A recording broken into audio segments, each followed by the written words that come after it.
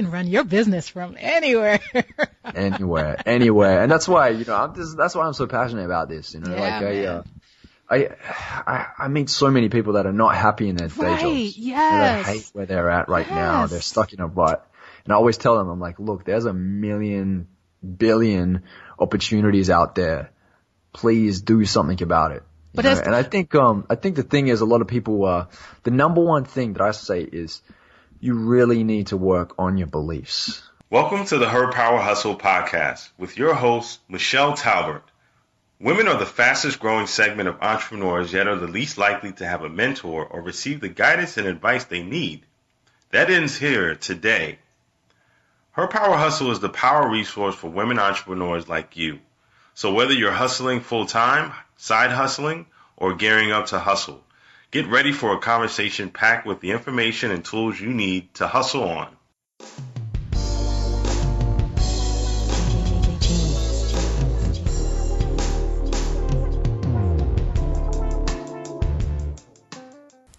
Welcome to Her Power Hustle, episode 13. I'm Michelle Talbert. This is the place to be if you are looking for inspiration and motivation for the inevitable perspiration associated with being a woman entrepreneur. That's a mouthful. I'm working on the slogan. You know, we're all a work in progress. We are all here in the trenches together, and that's why I so love you guys and why I really appreciate you tuning in so we can take this journey together.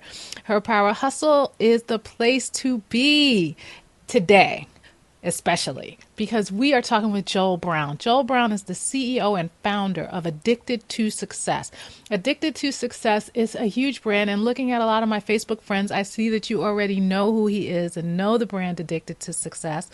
It is a place to go for inspiration and motivation and to really capture what it means to be successful and to be on this journey striving for success, however you define success in your life. And that is exactly what Joel and I talk about today. We talk about what does it mean to be successful? What does it mean to try to have a romantic relationship while you are on your journey for success? And also what it means to think about the greater good that you're achieving, or does your definition of success change over time? So there's really a lot of nuggets here. I do hope that you're not just inspired, but you're also motivated. And actually, Joel has some really interesting thoughts about the difference between inspiration and motivation and the role that he plays for his readers with regard to inspiration and motivation. This is a really great conversation. It's also part of this week's Aussie Invasion. That's right. We have 2 episodes back to back featuring incredible Australian businessmen, Joel being the first today of Addicted to Success. And on Friday, I'm releasing the episode that Nathan Chan, the CEO and founder, creator of Founder Magazine, he launched that magazine as also a platform to help others achieve success. So we got a theme going here. We got the Aussie guys and we got success. And so I hope you tune into that conversation as well. But for today's conversation, we're talking to Joel. You can find all of the resources that Joel and I discuss at herpowerhustle.com/addicted2success. Addicted to Success. I look forward to hearing from you, and I'll see you on the other side of this combo. Welcome back to Her Power Hustle. I'm so excited. I'm always excited, but let me tell you, I'm really, really thrilled right now because Joel Brown of addicted2success.com is joining us. And I know you've heard of him because I can tell by all my Facebook friends who follow his page that you guys are really big fans. So I'm going to do his intro and we're going to get right into our conversation. And see, somebody wants to talk to him. I don't know, but they're not allowed to because we're on this call. Joel Brown, no worries, mate.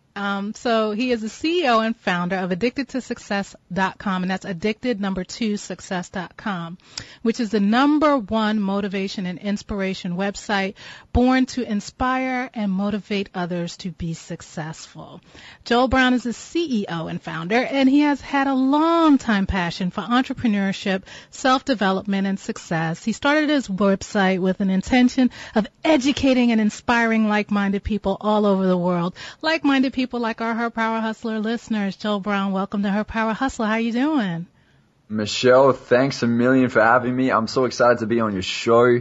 I know I had a look at the analytics of Addicted to Success, and we have 55% of our visitors are women. right? So I'm super happy about that. Oh yeah, and it's not just because EEO is going to come get me, but it's not just because you're cute, it's because you put out really good content.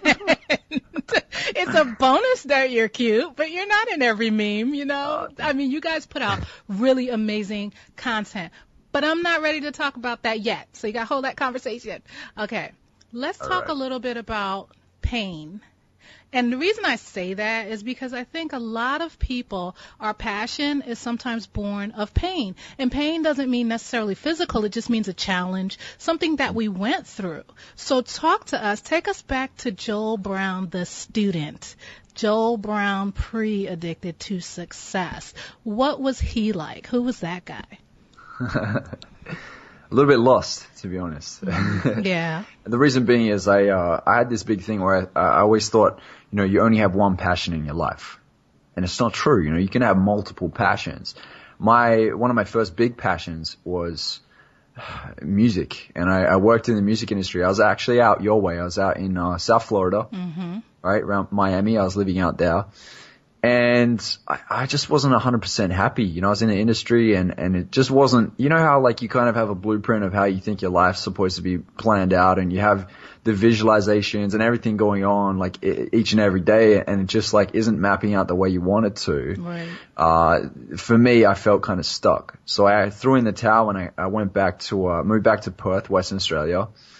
And I was, for years reading self-development books. Self-development was a huge part of my life. It still is, obviously. And yeah, I didn't know exactly what I wanted to do. I knew that I needed to work more on myself as an individual. And then I knew that I had to practice more about, self-awareness, like what really lit me up, instead of following what is cool.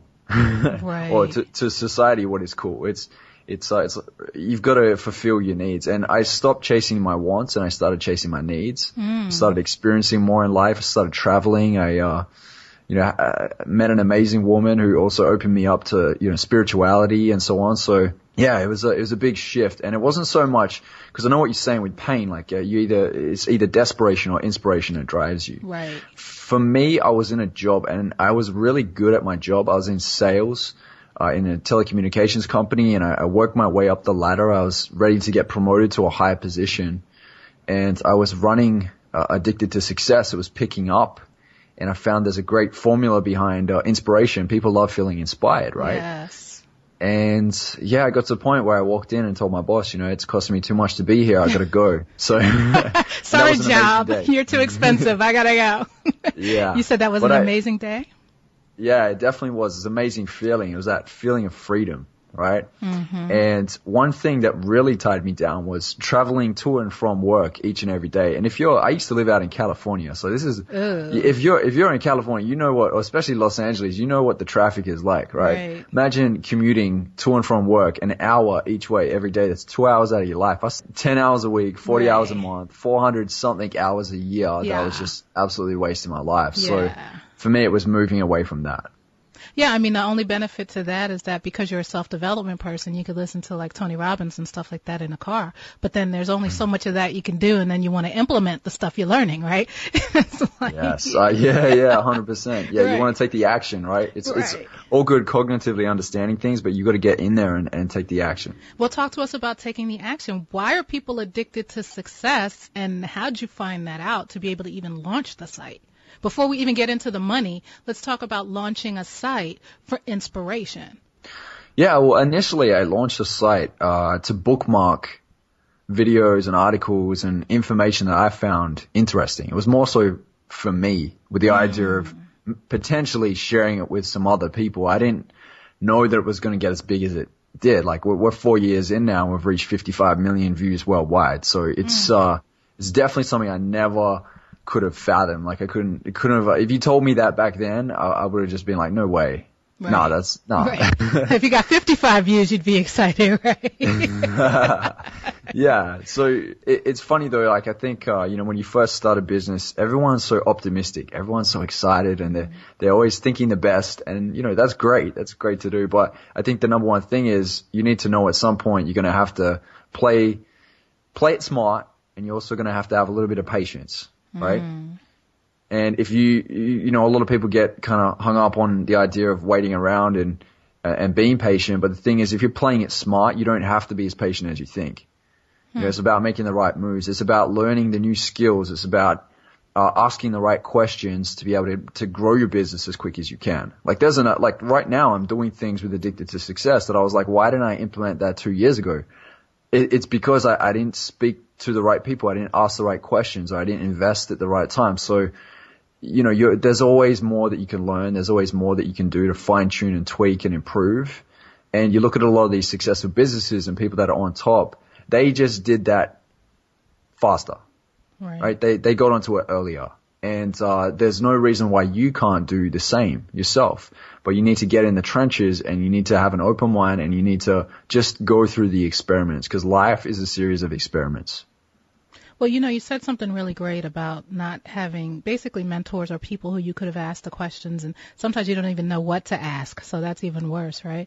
But how did you know to start a platform and be able to monetize it coming out of the music industry, right? Because when you were in Florida and California, that was the music industry. So this was pretty much, and then you were in sales, but this is a shift, you know, to a web-based business. How did you seek out the help that you needed to be able to create a platform that could be monetized? Yeah, so the first couple years, I was doing probably 80% of the content. And after the 2-year mark, I started really opening the doors and opening the gates for a lot of other contributors to come on board. And you go through a filtering process. Like, I've had over 150 contributors, something like 200 contributors. And I'd say that we have a team of maybe about 10 really awesome contributors that just get it, that just like every time they create an article, it just gels with the audience and it works well. So that is a process in itself. And then I'm looking at, well, how can we entice as many contributors as we can? How can we make this, you know, a great place for contributors to want to submit their articles to Addicted to Success? And like you said before, when we first started this conversation, you said that it's about the great content, the quality content. So for me, it was focusing on quality content. And I knew that at some point, you know, once we get enough views out there, people are going to tell their friends, people are going to share on Facebook and Twitter. It would just be like, you know, like a domino effect. It spread like wildfire. And this is when I started looking at, well, you look at the music industry, they might make like, say, $1 off each record sale on iTunes. But if you got hundreds of thousands or millions of people coming, that's a lot of money at the end of the day. Right. So I kind of converted. It's not as high, obviously, with websites. You're not getting anywhere near what musicians make. But, you know, the potential is definitely there. And I started looking at how can I get the eyeballs to the site, and how can I keep them there, and how can I also get them to share this with their friends. So I think that's really key. You got to put yourself in the visitor's shoes quite often. I think a lot of people don't do that. They kind of put out what they think is great, and it's not always great. Like, it's subjective, right? Like, what I think is amazing, you might think is okay, and vice versa. It's just how it is. So you've got to really start looking at the analytics and seeing, you know, what are my audience into? What's doing well on the site. You can even run surveys and ask for feedback. I think all those things are really important. Well, then talk to us, because when you were in the music industry, what was your role? Were you writing? No, I was managing songwriters and producers. Okay. And, you know, I was a young buck. I was like 21 years old. And I was walking into these meetings with, you know, Sony and Atlantic, and, you know, with these A&Rs. And it's funny because I was kind of looked at as like, you know, oh, he's just young. What does he know? Right. And for me, I didn't feel intimidated by that. I think because I had worked quite a lot of myself, and I was reading a lot of these books, I read a lot of stories of, you know, a lot of people that had succeeded earlier on in their life. And to me, it was like age is nothing but a number. So, yeah, I mean, I love the business aspect of the music industry. It's very interesting. For me, it was more like I felt like my hands were tied sitting around kind of waiting for decisions to be made.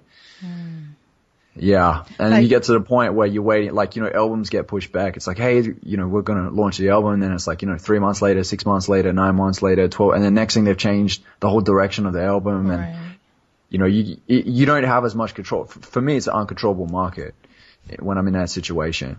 So as a songwriter and a producer, it'll probably be better because you know, it's more fun, more creative. You just create, and then everybody else does the rest. So right. Well, yeah, different game. one of the reasons I ask you that is because I was just thinking about what you were saying. A lot of our listeners, our sister power hustlers, are writers and bloggers and content producers as well.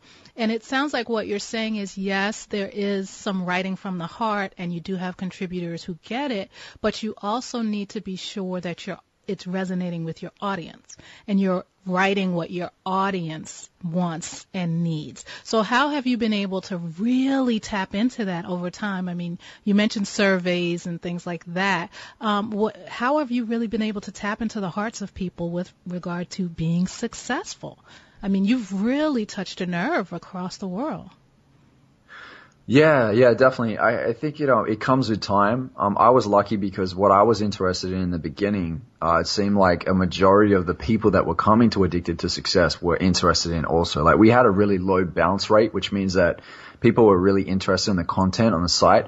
I was I don't like using this word, but I would say lucky because I did get in 4 years ago when there was hardly anybody playing in the space. Mm-hmm. There was a few other blogs that talked about success and so on, but they were kind of outdated, and we kind of brought a fresh look to the online world in the way of self-development. So yeah, I think it's just really watching the numbers, seeing what works and what doesn't, and you can see that very quickly. Like after you produced 100 articles or 50 articles, look at your stats, just see what's being shared, and I always look for patterns. Mm-hmm. Like what kind of titles work, what don't. Articles that have more keywords, do they work more than ones that don't? Do video articles work? You got to really do the math and have a look. I mean, what works the most is those like list articles. They call them listicles, yes. like 3 lessons to this or 6. To be honest, I don't really like doing them. I think I hate I hate like overplaying. Yeah. Something. Yeah. Right. But the thing is, it works. It absolutely works. Like, people love it because it's like easy to read. It's actionable steps. Like that's what people want. You can skim the headlines too. I mean, especially if you're a consumer of content, if you're like a huge consumer of content, it's great, those kind of listicles, right? Because you're like, okay, they said we should shave. Okay, they said we should do this. But, it's funny because in a way, as a content producer, it's not very different with regard to control than when you were in the music industry, right? But it seems to me that it still seems better for you because it's tapping into your passion of success. Would you say that sort of motivation, self-development, and success and learning about success are sort of your passions, or what would you say are your passions? Oh, 100%. Yeah. One of my highest needs is growth, right? Mm-hmm. Like if I'm not growing, I feel stagnant. When I'm stagnant, I feel unhappy. Right. So for me, it's fulfilling to grow and also to contribute, to help others, to share amazing advice with others. I love hearing when someone comes up and says, I read that article the other day, or, I listened to that podcast and it was absolutely amazing. I learned this and that. Man, that lights me up so much. Like I love the fact that I can, be a part of something that has also inspired somebody else to make a change in their life. It's powerful. Absolutely. And what I love about what you've done with Addicted to Success is that you've been able to use it as a platform so that you can spread the message even further through writing for Entrepreneur and other platforms as well. Right? So it's really touching a lot of souls. I mean, I really value what you're doing. I think it's really needed and necessary. So do you feel that let me start this way. What's your definition of success, and has it evolved in the 4 years since you've launched for you? Yeah, I'd say it has. It definitely has. In the beginning, it was about making a lot of money. Now it's not so much about that, right? Like money gives you freedom. When you have the freedom, you have time to work on yourself, to grow. For me, it's really growing and having impact. That's what's most important to me. So yeah, that's how it's changed. I mean, everybody's definition is different. Like, absolutely. The title of the site is Addicted to Success. And I get people that say to me, it's not good to be addicted to success. And it's like, well, what's your definition of it? Right. Everyone's is different. Right. So, I mean, if money is to you, if that's an evil word and success means a lot of money, then I don't know, maybe you need to like revisit that definition and see, what aligns with you or what's more congruent with you. So. That's true. That's a good point.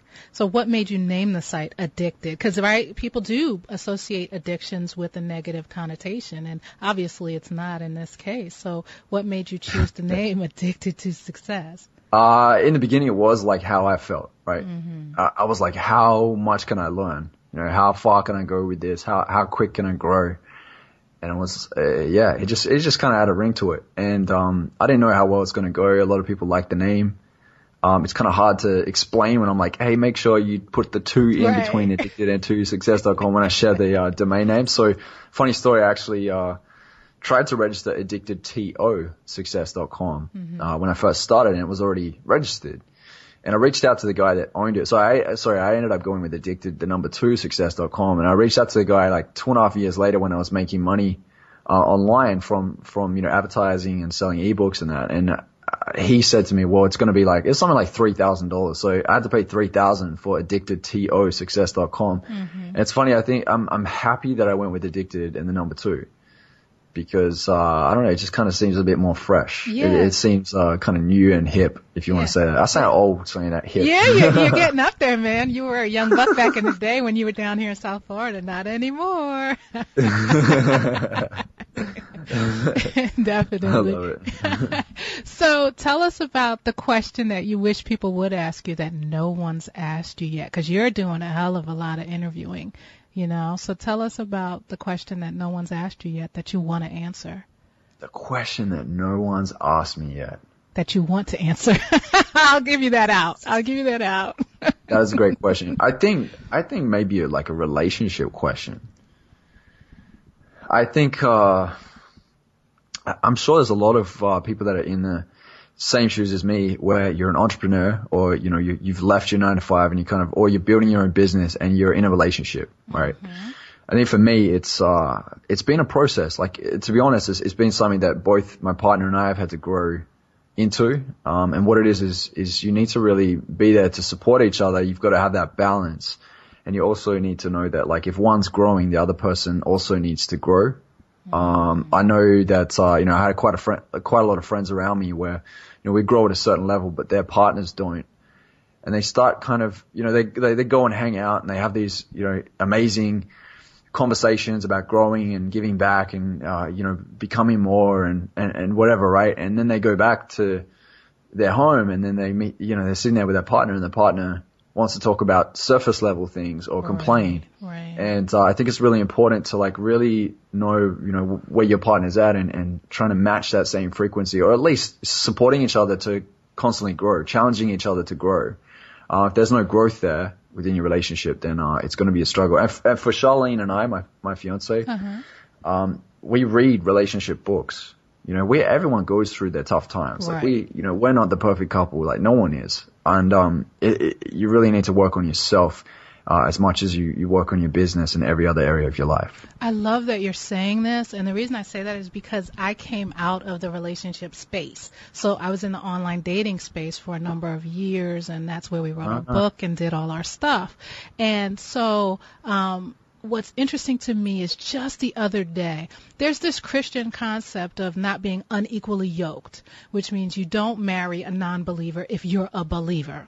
And just 2 days ago, I was thinking there needs to be a similar concept for entrepreneurs and for people who are entrepreneurially minded, that you be careful who you attach yourself to, because they can tear you down. I mean, the people you are closest with are really important, especially when you're building an empire. So I love that you're saying that, because you are in it right now. You're in the thick of it. And I wonder, this is the one thing that I do wonder about, because I know what it's like to be, quote unquote, unequally yoked entrepreneurially. But what about when you're both high achievers? Because there's a difference between having someone who's at home and supports you. But what if you're Stedman and Oprah, right? What if you're both in your private jets and you're all over the place, and usually the high achieving person wants to talk about what's going on in their lives. So when you have two of those, what are your thoughts on that? Do you have thoughts about like how that works?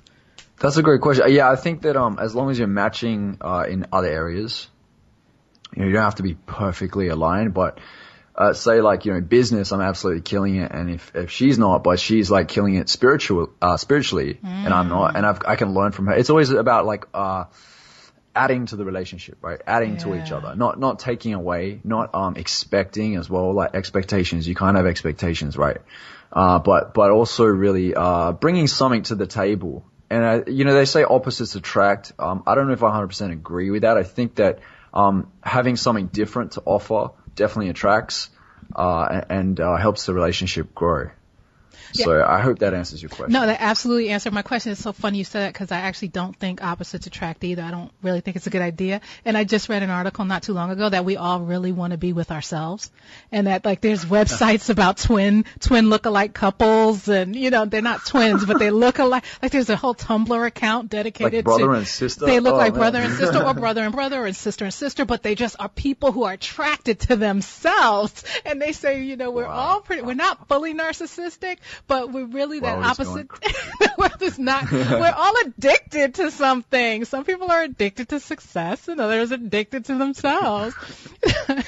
No, but so talk to us. I want to talk to you about monetization because like I said, and I know our time is wearing down. So with regard to folks who are writers, who are bloggers, who are setting up their own sites, talk to us a little bit about the mechanics. Let's talk about the mechanics. You say, I'm addicted to success. I set up a blog. I set up a website. I'm tagging things that resonate with me. And now people start coming. Now what happens next? Because right now it's free, right? It's just content that I think is interesting and cool. And people are saying, oh, I think that's cool too. So then what's the next step in the process as you're working toward, giving your boss the middle finger? Yeah, I think the number one thing is make sure that you're on WordPress. A lot of people are on Blogger or Blogspot or these other ones, and they're not as powerful. Self-hosted WordPress, not the self-hosted WordPress. You got it. Yeah, definitely 100%. So self-hosted WordPress, easy as going to someone like, GoDaddy or whoever else is out there, getting some hosting and then just installing it straight away on your server. They give you the options to do that. And then you can also head to themeforest.net and install a theme, which means that, it lays everything out for you on the site. You've got to do a little bit of moving some things around and adding widgets and where you put your ads and where you put your logo and all that. One thing I would recommend as well is not implementing ads straight away. The key is to building a community around your blog, around your website. That's the number one thing that we focus on is like, how can we build community? How can we encourage comments, and how can we encourage people to share and to be part of the movement, really? And it's not just a blog, it's a brand. Right. It's a community and a brand. And I think that's what you need to do. Did you know that from day one though? Or is that one of those things that came to you 2 years in, 3 years in?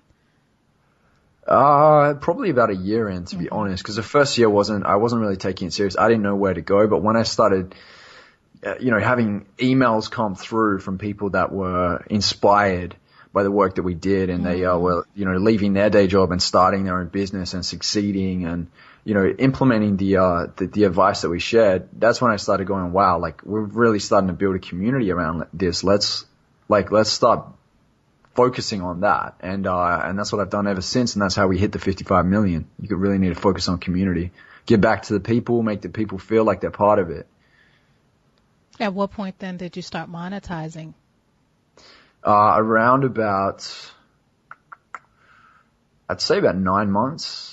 Really? 9 months or maybe about a year in. Yeah. I held off for quite a while in the begging because I didn't want my site to look like a billboard. And I didn't want to send people away. Yeah. Right. So yeah, it was something that, I was happy in my job at that point in time. So for me, it wasn't a huge thing. And, when I did start making money, it was like $7 a day or $10 a day or $20 a day. And then it was like, oh, cool. I can pay, for my lunch, and I can pay for my petrol, and then I can pay for my rent or my bills. And it just kept going up and up and up. Next thing I was paying for my car payments. Wow. And then next thing it was travel. And then I was like, the world's your oyster then. You got all this other money. I started investing it into the business and growing it. I think that's a big thing too. You got to expect to at least invest some money back into the business for it to grow. And is that with regard to investing in a team? Is that investing in people to work on your site? Where do you think the first dollars should be spent when it comes to building a community that's online, an online space? Yeah, great question. I spend money on developers, right? Mm-hmm. So I got developers to step in and customize things that were uncustomizable by somebody like me who had no idea how to code. Mm-hmm. So, I paid people to do that. Like, you can sit around for the next few weeks or a month scratching your head trying to learn a new skill in an area that you're probably not going to use it too much, right? Or you can pay somebody that has a strength in that area. So I always look at it like, if it seems to be a skill that would absolutely give me a huge advantage, I'll take the time to learn it, because I think skills are a massive part of success.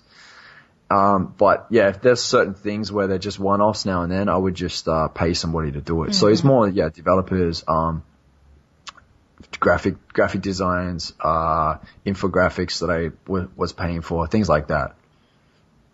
What do you think is next for you? Do you see yourself speaking, or, when you sit down and you're reading relationship books with Charlene? Is that her name, Charlene? Yes, that's right. Yeah. You're reading relationship books and you're thinking about the future. What does that look like for Joel Brown? What's next? Great question. I have stepped out from behind the brand in the last year or 2 years. I really stepped up with my own personal brand. I have already been speaking. I've delivered keynotes and speeches and so on.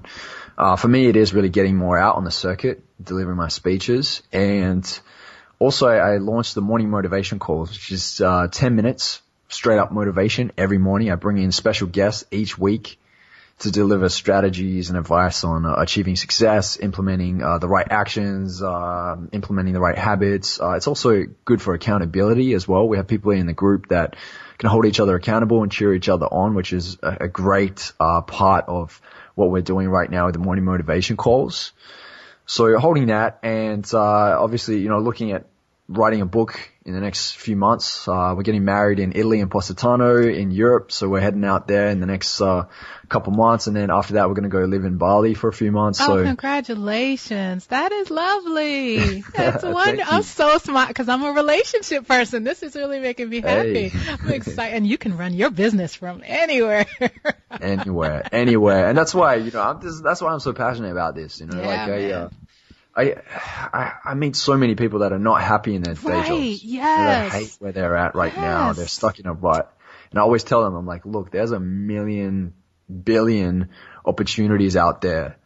Please do something about it. And I think the thing is, a lot of people, the number one thing that I say is, you really need to work on your beliefs, right? I think that's where it all starts. It's the core. It's your beliefs, and then the next it's your habits, and then it's your skills. In that order, right? Because if you don't believe in yourself, you don't believe that you have the potential within you, and everybody does. Like, we all secretly know we have potential for something, then you're really holding yourself back from achieving greatness, from achieving something that's really going to light you up. And we all need to make sacrifices at some point in our life. And I think that, if I had to go through 3 months of a little bit of pain, i.e. like learning something new and having to put myself on the line, maybe investing a bit of money or, working double time to make it happen. But then somebody told me that if I did that, I will then have freedom for the rest of my life. I would 100% do that. And that's a situation for most people now. So what do you say to people? No excuses. Well, that's what I was going to say. What do you say to people who say, Joel, that is so easy for you to say. When you started, you didn't have kids, or you didn't have this obligation, or you didn't have, Charlene maybe wasn't in your life then. Or what do you say to people who throw up these obstacles and say, this is why I can't?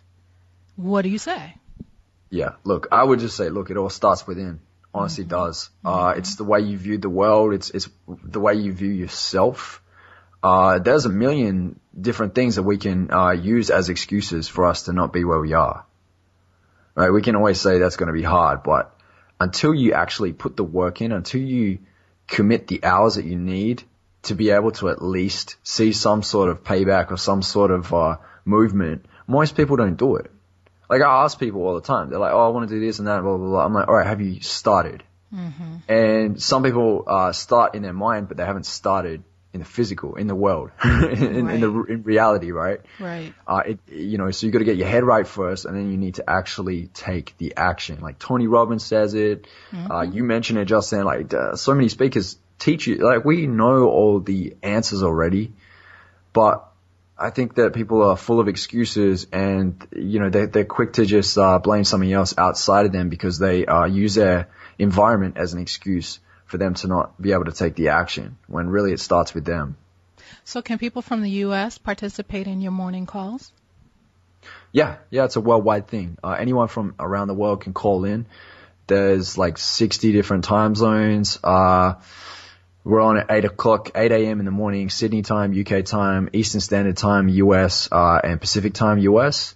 And it starts May 1st and goes to June 1st. Love it. And if you're an elite member, you actually get downloads of every single call. That's so you don't miss a beat. That's awesome. Yeah. And so we're gonna have the links to that in the show notes. They'll be at herpowerhustle.com/addicted2success. There you go. We can just head to morningmotivationcalls.com. Okay, perfect. Morningmotivationcalls.com. I think this is going to be fabulous. And the reason I said it at the moment I did, because I love that you're like, no bullshit. This is what you got to do. I mean, people will whine, and sometimes they just need a kick in the ass. And the reason that I like that you're saying that is because one thing about your site is that it is a wonderful amalgamation of very inspiring words, thoughts, ideas, graphics.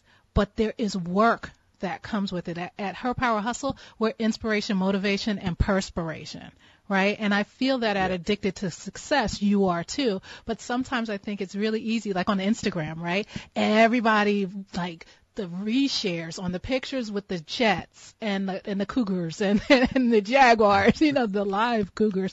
And, it's just like the reshares are through the roof, and I think it's this aspirational life. But I love that you're saying, look, you got to do work for this. This just doesn't come.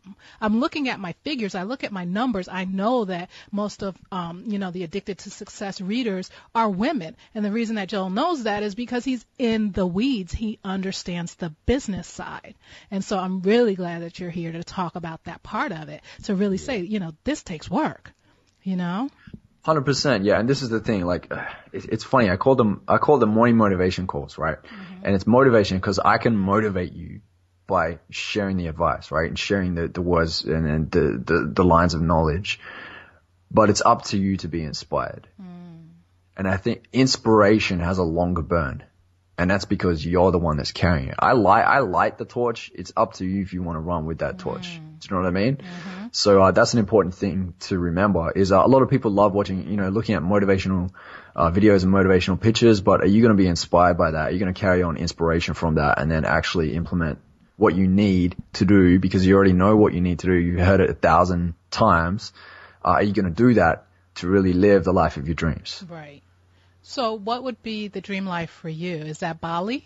Or you think it might be Bali? Is that where we're testing out Bali for a little while? It's funny. That's a great question. It's funny. When things start to pick up and everything gets crazy and you get a hectic schedule and a hectic life, and I do want that kind of, wouldn't it be awesome to disconnect and go and, sit in a rainforest somewhere or, whatever, right? Right. Then when I do, then I'm like, wouldn't it be good to, be on the road or be doing this and that and have a lot more action going on around me. So yeah, it's the variety. I think a life of variety contribution, like giving back, knowing that you have some sort of value you can offer the world and having impact and growing, becoming more. It's like, if somebody came and stripped absolutely everything away from you, how soon can you get back to the spot that you were at just before that? Mm-hmm. Like, how long is it going to take you to get back there? Mm-hmm. Mm-hmm. You need to really think of that, and self-development is the number one thing that'll get you to where you need to be in life. If you work on yourself first, it all starts with you. You can then, life can throw anything at you, but if you're built enough and you're ready, you can take on the world. Okay, you can, and you have, and you are. Talk to us about when you're afraid. Because your self-development and mindset and beliefs and self-limiting beliefs and doubts and all of those things, I think they ebb and flow at different points in our lives. So talk to us about what you do when you face fear. Well, for me, I go through a lot of things in my head. My fiance tells me all the time, she's like, you think about it too much, or you just think, or, you know, you're thinking quite a lot. And she's like, you know, you got to relax sometimes and let yourself chill. And we've practiced meditation. I think that's the number one thing is if you can get into the practice of meditation, it really balances you out. Mm-hmm. For me, I'm a very goal-orientated type of person. I am all about the action. I think that when you do feel afraid, you silence it with action. That's really all you can do. You're going to be afraid anyway. Like, I feel like, how long do I want to put up with this, being scared? How long do I want to put up with feeling afraid? Like, if I don't take the action, I'm going to continue to feel this. And I don't like feeling that kind of pain for too long. I just take the action. I just do it, you know? Yeah. Well, you mentioned Robin, so I'm going to ask you, what's your BHAG, your big, hairy, audacious goal? Because you've accomplished quite a few. What's next? Because I know you have another one. I know there's another one. My big end goal is to be able to win, and I would measure this based off events, based off, you know, views on Addicted to Success, based off sales and all sorts, right? Because that's, you know, people have made a true investment when they've purchased, you know, an actual course. So they've actually purchased an audio or CD to invest into self-development. For me, it's, my big end goal is to reach 1 billion people. Wow.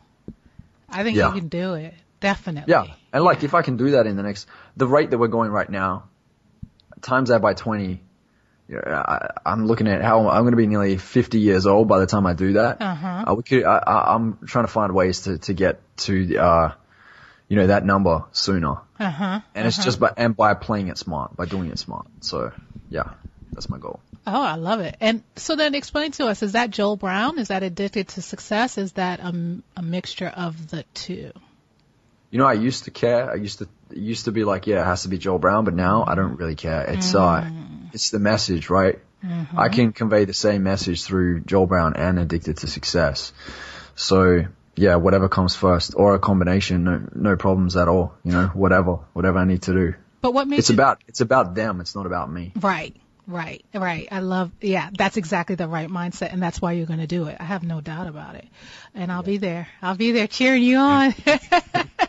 So, but what did make you step out from behind the brand, right? Because a lot of us are very familiar with Addicted to Success, and only recently more and more of us are learning about Joel Brown. And I have to give a shout, I have to take a moment to give a shout out to our mutual friend who I adore, Mr. Nathan Chan, who's the founder of Founder magazine, and just an awesome guy and your fellow countryman, just amazing guy. So got to give a shout out to Nathan because he rocks.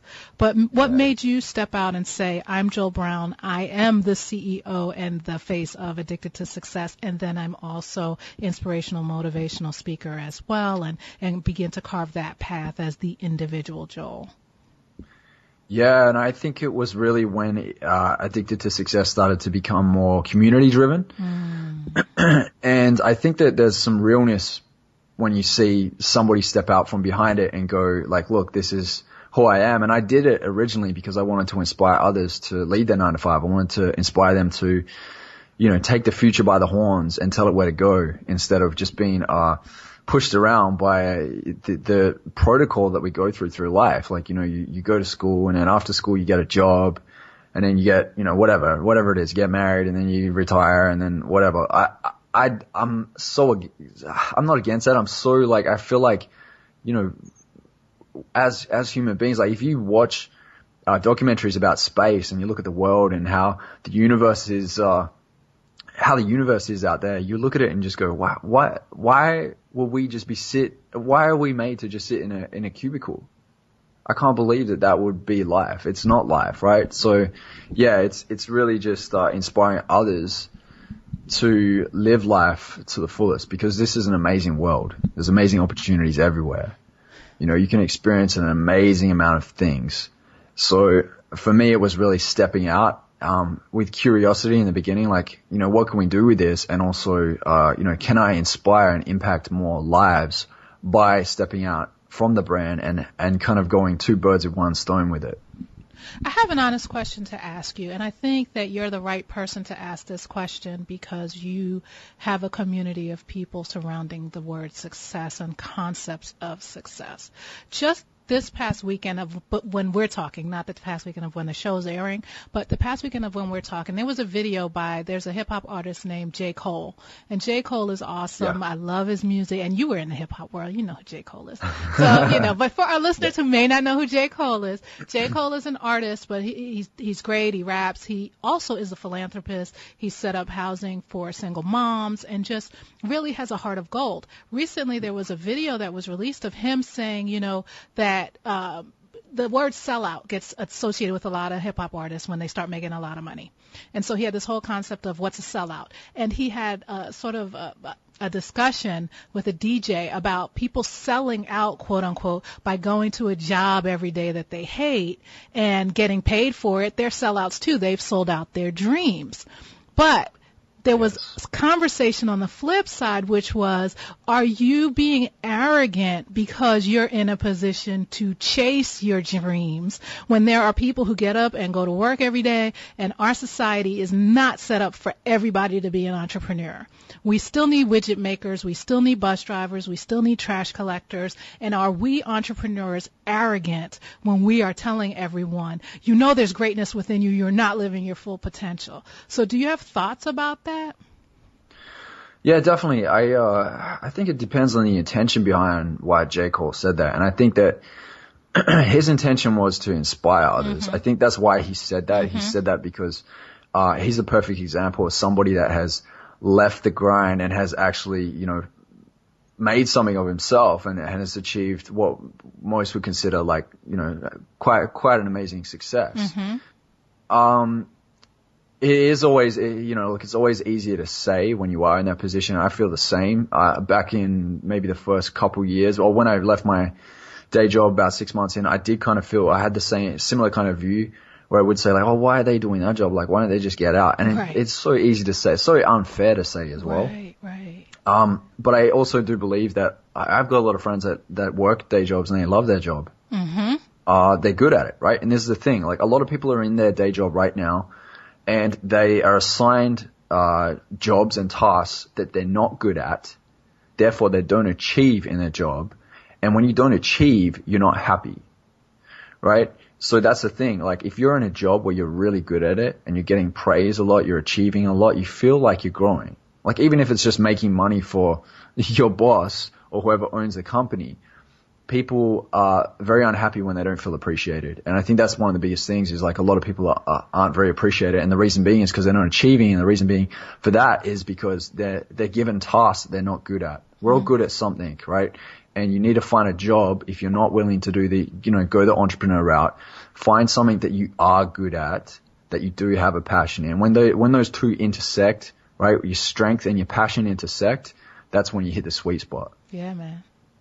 Love it. I knew you were the right person to ask that question. I might reach out to J. Cole then, because that's an interesting conversation. I might see if I can get him on the podcast. I had Big Sean on the podcast and a few other people too.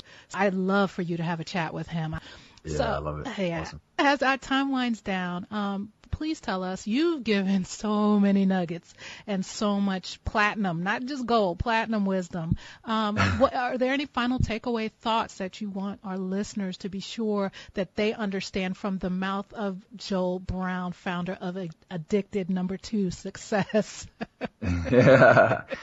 Yeah, I would just say practice self-awareness, right?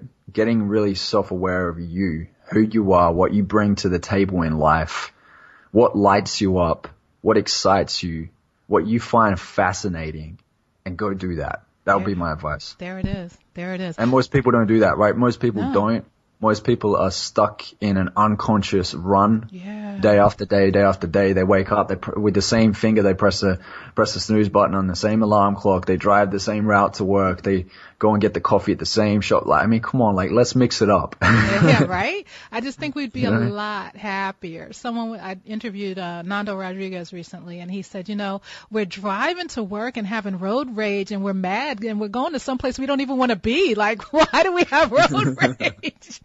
Yeah. You hit the nail on the head. Yeah, right? Exactly. So, Joel Brown, I have one last question for you, and I think based on some of our earlier conversation, this one might not be too tough for you. Some guys this is a tough one for.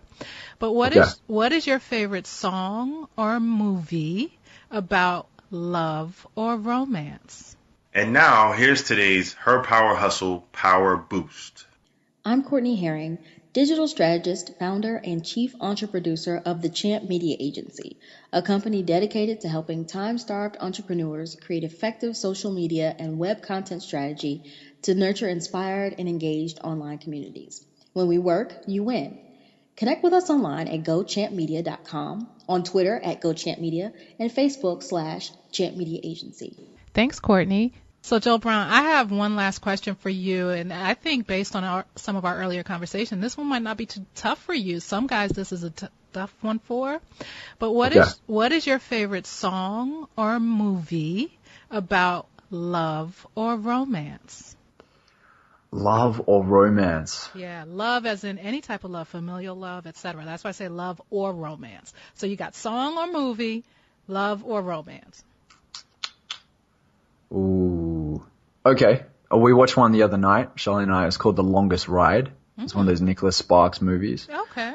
That was a great one, and that was great because they had two different passions, but they still made their relationship work. Okay. And it was really good. I mean, there was a lot of other things that went on with it, and also, the guy didn't really like that she was into art, but he celebrated that she lit up every time that she saw a piece of art, and he started sharing the excitement and happiness with her, even though he wasn't very much so interested in it. And I think that's a really important thing, is to put a great lesson that that's awesome for people that are in a relationship right now where they might have different interests. Mm-hmm. You can still celebrate the happiness of one another, even if you're not interested in that specific thing. Mm-hmm. So that was a great one.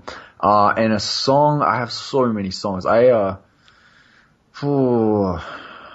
On my gym list, because I crank up some pumped up. So I love 50 Cent's music. I can't lie. I love 50 Cent. All 50 Cent's records. 50 or not so hungry 50? Because 50 when he was hungry is different than rich. Yeah, exactly. No, you know what? It's true. It's true. I have his three, I think, latest album and also the latest mixtapes, and I skip right past them. I go back to the old 50. Yeah. I loved it when he was super hungry because he's kind of the epitome of hustle, yes, right? The entrepreneur hustle. Yes. And what I love about 50 as well is that when he got into the industry, he made his money from music, but it's also smart about it. He went and invested in different areas like textiles and, obviously vitamin water and Apple and wherever he can, Street King and all that. So, I think because he is entrepreneurial minded, maybe I vibe a little bit more with his music too, because he has that message of hustle and make it happen. So yeah, there you go. Well, all right, Joel Brown. I knew you'd come with it, and you definitely did. Really appreciate it. Tell folks where they can find Addicted to Success and Joel Brown. Wonderful. Yeah. So at I am Joel Brown for my Instagram, at Addicted to Success for Instagram. And then Twitter is I am Joel Brown, and you can also just search us on Facebook, addicted to success.com, or go to Addicted to Success, and you'll see on any of the articles we have like a like box and a subscription opt-in if you want to be tuned in to the exclusive content that we share. Michelle, thanks for having me. Thank you. You know what? I have to ask this question because my blogger friends are going to kill me. Do you accept contributions? Are there places on your site for folks to contribute who want to contribute to Addicted to Success? Yes, definitely. So go to write@addictedtosuccess.com. Love it. And that's right as in write in, WRITE? Yes, got it. Thank you, Joel. This was awesome. You have a great day, and thank you for your time. You too, Michelle. Thanks for having me. Thank you. Take care, Joel. Catch you later. All Bye. Right, bye. I really hope you enjoyed that conversation with Joel. I think he was really on target about a lot of the things he said, including his own transformation of sorts with regard to what success means to him, about stepping out from behind the brand addicted to success and sort of showing Joel Brown. I am Joel Brown. Who is Joel Brown? I think that's interesting from the perspective of entrepreneurs, because oftentimes we are synonymous with our brand and the brand can eclipse us. So I think that's an interesting perspective, as well as all of the other nuggets and information that he shared along the way. Of course, again, you can find all the links to his social media as well as his website and the conversation even about J. Cole Hustle can all be found on the herpowerhustle.com site at herpowerhustle.com/addicted, the number 2 success. And this is episode 13. As you will note, if you have ever visited our website is updated as of today, and I am really excited. I'm going to love your feedback. I think it's much easier to navigate. You can see in a really quick snapshot shows that you might want to tune into that you may have missed, and I would love to hear back from you. So there's always an opportunity to reach back out to us and let us know what you think of the show and what you think of what we're doing in the community. I love hearing from you. Of course, Michelle Talbert is my name if you're not familiar with me. And the name of the show is Her Power Hustle, and that is our name everywhere across social media. You can find us on Facebook, Twitter, Instagram, really active. And my goal is to help you soar and succeed. And so, that being said, like I said, this is our Aussie Invasion week. So episode 14 will be my conversation with Nathan Chan, the creator of Founder Magazine, and he has loads to say. Finally, if you are a woman-owned business and you would like to be highlighted on Her Power Hustle, as you heard, Champ Media was highlighted today, Courtney Herring's company, you can send me information about your company at Michelle at herpowerhustle.com. And this is something that I do for free. I do not charge women-owned businesses to have a little 30-second commercial on the show. I think it's really important for people to hear who you are and how you're doing what you do and to be able to connect with you. So feel free to shoot me an email if this is something you'd like to learn more about. I'm at Michelle with 2 L's, Michelle at herpowerhustle.com. I'd love to hear from you. So until we're together again, just remember, her hustle is real. Thanks for tuning in to this episode of the Her Power Hustle podcast, produced and hosted by Michelle Talbert, with voiceover talent by Sean Belton and music by Taman Hade.